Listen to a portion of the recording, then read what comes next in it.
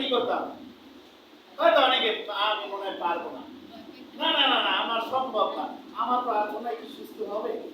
কিন্তু আপনি কি জানেন এখানে যে কয়েকজন বিশ্বাসী রয়েছে প্রত্যেককে সেই একই ক্ষমতা প্রভু যীশু খ্রিস্ট দিয়েছেন। আর সেই বিশ্বাসে যখন আপনি প্রার্থনা করবেন যে আমি পারবো, কারণ আমার সঙ্গে সঙ্গে কে আছেন? ঈশ্বর। এবং তিনি যে আমাকে প্রভু যীশু খ্রিস্ট তার সন্তানকে আমার জন্য দিয়েছেন এবং তিনি আমার জন্য যে পরিত্রাণ দিয়েছেন, সেই প্রভু যীশু খ্রিস্টের নামে আমি সেই ভূতকে ছাড়াতে পারি। আর এই বিশ্বাস যখন আপনার থাকবে তখনই কিন্তু আপনি সফল। আর এই বিশ্বাসের জন্য আমরা দাঁড়িয়ে আছি। আরেকটি বিষয় যেটা হচ্ছে প্রভু যীশু খ্রিস্ট আমাদের সহবর্তী না? আমরা আমাদের পথ চলায় আমাদের সমস্ত কিছু বিশ্বাস করব, আমরা সমস্ত কাজ করব। যদি প্রভুর শক্তি আমাদের সাথে না থাকে তবে আমরা কিছুই না। কারণ ঈশ্বর আমাকে কি বলছে? তুমি যদি আমার আদেশ পালন করো, যদি তুমি আমার নামে বলবান হও এবং তুমি সমস্ত কাজ করবে, আমি তোমার সঙ্গে সঙ্গে থাকবো।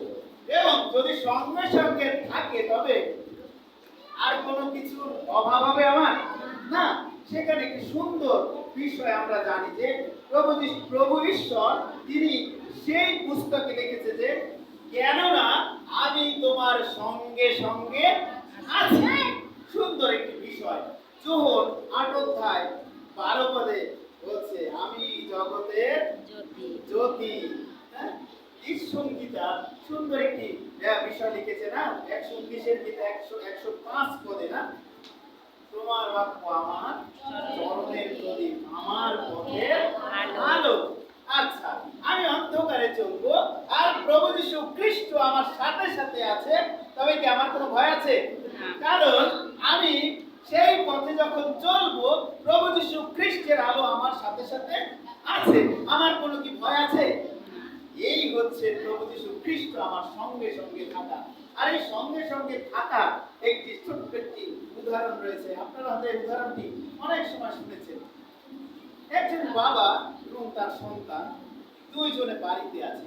এমনি সময় সেই সন্তান দোতলার উপরে আছে, সিঁড়ি আছে, ছোট সিঁড়ি, কিন্তু সেই সন্তান উপরে বসছে যখন আর সন্তান খেলতে খেলতে হঠাৎ মোমবাতি পড়ে গিয়ে আগুন ধরে যায় বিছানায়, এবং এমন ভাবে আগুন ধরে ধোঁয়া এমন ভাবে ছড়িয়ে গেল, এর মধ্যে বাবাকে চিৎকার করে ডাক দিল, বাবা আমি বিপদে পড়েছি, আমাকে রক্ষা করো। আর বাবা দিক দিশা না পেয়ে সে দৌড়ে ঢুকলো ঘরের মধ্যে, দেখে এমন অন্ধকার, এমন অবস্থা হয়েছে সে দোতলার উপরে যে ধোঁয়ার কুণ্ডলী, এবং সেই সন্তান তার চোখ জ্বলছে, সে চোখে কিছুই দেখছে না, এবং সন্তান বলছে বাবা আমাকে বাঁচাও, আমাকে বাঁচাও। আর বাবা বলছে তুমি লাফ দাও, তুমি যেখানে আছো সেখান থেকে লাফ দাও। আর সন্তান কি করেছে জানেন? কোনো কিছুই চিন্তা করেনি, সাথে সাথে লাফ দিয়েছে। আর দেওয়ার সাথে সাথে কি করেছে তার বাবা? তাকে ধরে ফেলেছে, তাকে ধরে ফেলেছে।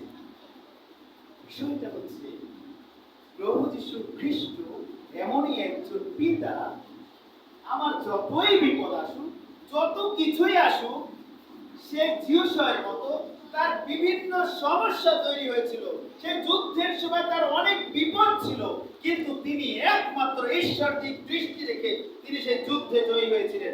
এখন আমাদের সেই যুদ্ধ হচ্ছে শয়তানের সহিত, এবং সেই কণ্টকময় পথের মধ্যে রয়েছি। প্রভু যীশু খ্রিস্ট সেই পথের আলো, এবং সেই আলোতে আমরা চলছি। যখন আমরা সমস্যার মধ্যে পড়ব, যতই হোক, প্রভু যীশু খ্রিস্ট আমার সঙ্গে সঙ্গে আছেন, আমার কোনো বিপদ হবে না।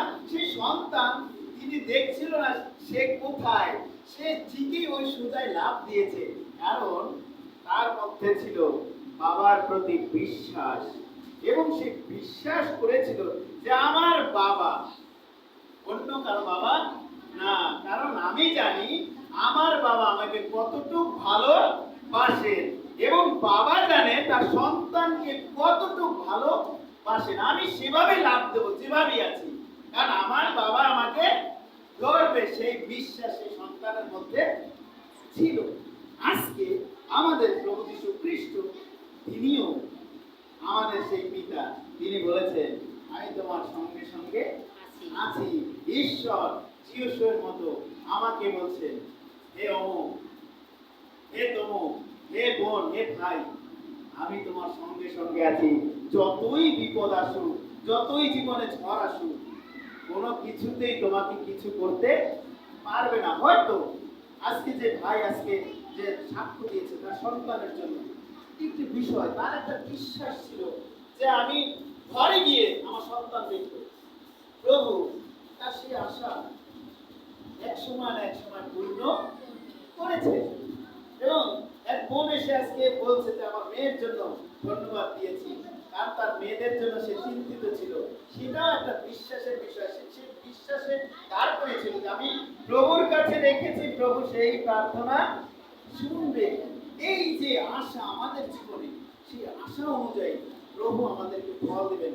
আজকে আমরা প্রভুর কাছে প্রার্থনা করে, আজকে শুনেছি যে আরোগ্যদায়ী প্রার্থনা রয়েছে, এবং আরোগ্যদায়ী প্রার্থনায় কি আমাদের বিশ্বাস আছে যে আমি আজকে যে অসুস্থ, এই মুহূর্তে আমি সুস্থ হতে পারবো? আছে সেই বিশ্বাস? কারণ কি? প্রভু আমার সঙ্গে সঙ্গে আছে। তিনি আমাকে কি দিয়েছেন? শক্তি দিয়েছেন। তিনি কার জন্য আমরা দাঁড়িয়ে আছি? যিশুর সেই বিশ্বাস আমরা দাঁড়িয়ে আছি। কারণ আমাকে তিনি কি দিয়েছেন? অনন্ত জীবন, না অনন্ত জীবন দিয়েছেন। আমরা তার জন্য দাঁড়িয়ে আছি। তিনি আমাকে কি দিয়েছেন? শক্তি দিয়েছেন, এবং তিনি আমার সঙ্গে সঙ্গে আছেন, যার জন্য আমাদের আর কোনো ভয় নেই। আজকে আমরা প্রত্যেকে সেই বিশ্বাসে বলিয়ান হতে চাই, এবং সেই বিশ্বাসের মধ্য দিয়ে আমরা পথ চলতে চাই। আমাদের জীবনে যতই কণ্টকময় আসুক, যতই বিপদ আসুক, সমস্ত প্রভু যিশুর নামে কেটে যাবে। কারণ খ্রিস্টীয় জীবনে শয়তান অনেকভাবে পরীক্ষা করার চেষ্টা করে। কারণ আপনি কি জানেন, আমি যখন দুষ্টু ছিলাম, আমার পিছনে একটা যথেষ্ট ছিল, শয়তান, না? সে আমাকে একাই পরিচালনা করতে পারত। কারণ কি? শয়তান জানে ও আমার সাথেই আছে, আমি যা বলবো তাই করবে। কিন্তু যখন আপনি প্রভু যীশু খ্রিস্টকে ত্রাণকর্তা মুক্তিদাতা হিসেবে বিশ্বাস করেছেন এবং তার সাথে চলছেন, হাজার হাজার শয়তান আপনাকে বিপদে ফেলার জন্য চেষ্টা করছে। হাজার হাজার শয়তান, কারণ সে বিভিন্ন সমস্যা আপনার জীবনে তৈরি করবে। আপনি হয়তো এই মরে যাচ্ছেন, এরকম একটা অবস্থা, খবরদার কখনো জলাঞ্জলি দিবেন না। ইয়োবের মতো বলবেন, তুমি শুধু মঙ্গল পাওয়ার জন্যই বলছো, অমঙ্গলকে আমার জীবনের জন্য ঘটবে না। যেন আমরা তখনও যেন প্রভুকে আমরা জলাঞ্জলি না দেই। এখানে অনেকেই আছেন প্রভুকে জলাঞ্জলি দেওয়ার মতো কথা আমরা বলে ফেলি, তাই ঈশ্বর আমাকে এই বিপদ দিয়েছে। আসলে ঈশ্বর কখনো মানুষ, আমরা তার সন্তান, কখনোই বিপদ দেয় না। বাবা মা কখনো কাউকে বিপদে ফেলে? এরকম নজির আছে কিনা? নাই। কোন সন্তানকে বাবা মা কোনোদিনও বিপদে ফেলেন না। ঈশ্বর আমাদের কোনো বিপদে ফেলেন না। আমাদের কার্যের মধ্য দিয়ে, আমাদের বিবেকের মধ্য দিয়ে, আমাদের পাপের মধ্য দিয়ে আমরা পরীক্ষিত হই। কারণ ঈশ্বর তখন মুখ ফিরিয়ে নেন, শয়তান আপনাকে ধরে ফেলে, এবং শয়তান আপনাকে তখন ফেলে দেয়, এই দেখ ঈশ্বর তোরে কিছু করতে পারে না, আমি তোর সাথে আছি, তুই বিপদে পড়ছিস আর উঠতে পারবি না। কিন্তু একমাত্র ঈশ্বরের উপর বিশ্বাস রাখবেন, তিনি আপনাকে সমস্ত বিপদ থেকে রক্ষা করবেন। আসলে আমরা প্রত্যেক উঠে দাঁড়াই।